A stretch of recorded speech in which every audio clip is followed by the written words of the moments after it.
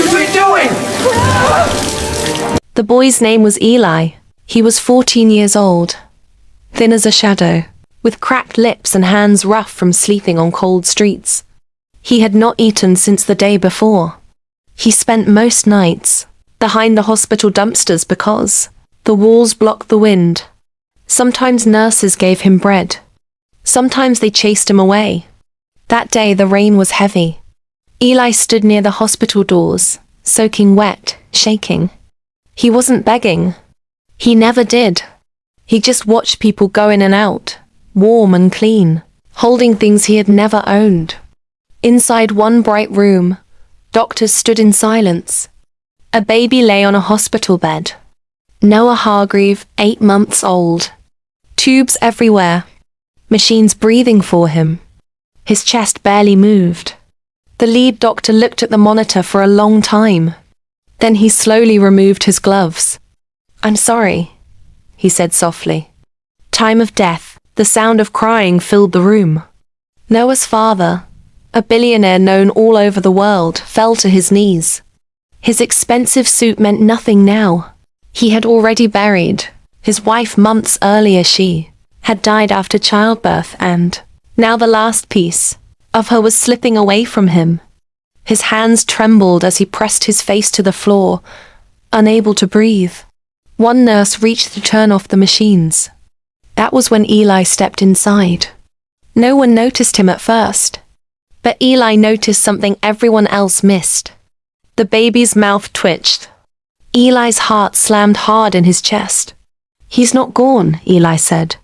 The room went still. "Get him out," someone snapped. The nurse reached for the machine. "No," Eli shouted. Before anyone could stop him, Eli ran forward, grabbed the baby, and pulled the tubes away. Alarms screamed. Doctors yelled. Security rushed in. Eli didn't think. He just ran. Straight to the sink. He held Noah the way his mother once held his little sister before she died. He tilted the baby forward and let water run over his mouth. Not fast. Not rough. Just enough. "In the name of Jesus," Eli whispered, his voice breaking. "Breathe." Seconds felt like hours. Then, a cough. Water spilled. Another cough. A thin, weak cry filled the room. Everyone froze. The baby they said was dead was alive. Chaos filled the hospital. Doctors rushed forward. Nurses shouted orders. Security grabbed Eli's arms. But the baby was crying. Crying. The sound no one thought they would ever hear again.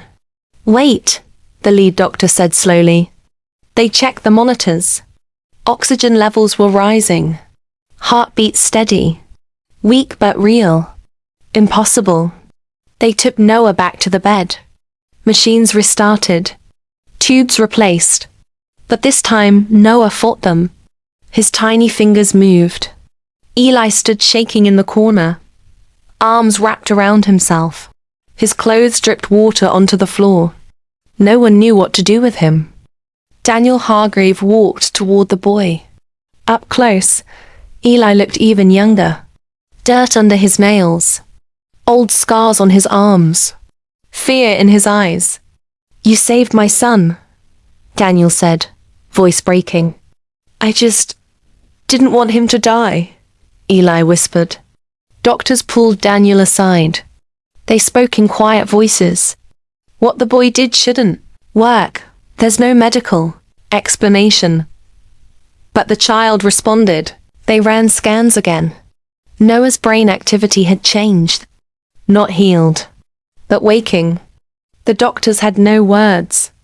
Eli sat alone in a chair, stomach growling. A nurse brought him food. He ate slowly, like it might disappear if he rushed. Later that night, Daniel returned.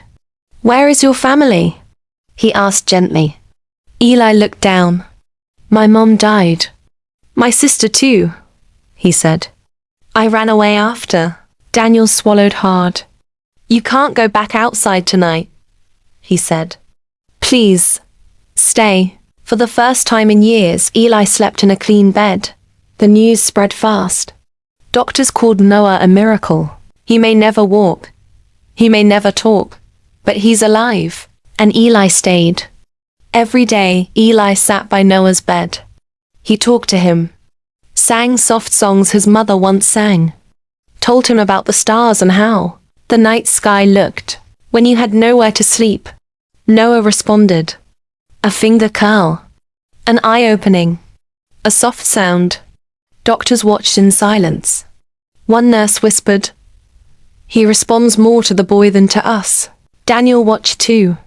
This homeless boy had done what his money couldn't. One night, Noah's oxygen dropped again.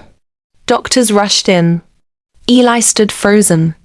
Then Noah's tiny hand closed around Ellie's finger. The numbers slowly rose. The doctor stared at the monitor. "He stabilizes when the boy is near," she said. No one argued. Months passed. Noah learned to swallow on his own. Then to sit. Then to laugh. Doctors called it unexplained recovery. Daniel called it grace. Eli no longer slept behind dumpsters. He went to school. He had clean clothes. Food every day. One afternoon, Daniel sat beside him. "You didn't just save my son," he said. "You saved me." He adopted Eli that year. Not because of the miracle, but because Eli had already lived through enough pain to know how to protect life when it was fragile. Years later, Noah would walk. And when people asked how he survived, Daniel would say, "A boy the world gave up on refused to give up on my son." Years passed quietly. Miracles rarely stayed loud. Eli grew into the Hargreave house the way sunlight fills a room, not all at once, but slowly. Until one day you realize the darkness is gone. He struggled at school at first. Reading came hard. Trust came harder. He flinched at raised voices. Slept with the light on. Ordered food under his bed for months, even though the kitchen was always full. Daniel never scolded him. He understood hunger now. Noah grew strong in small victories. A step. A word. A laugh that echoed through the halls. Doctors continued to visit. Continued to shake their heads. They had no explanation. They stopped trying to find one. They simply called Eli the constant that the world outside didn't forget.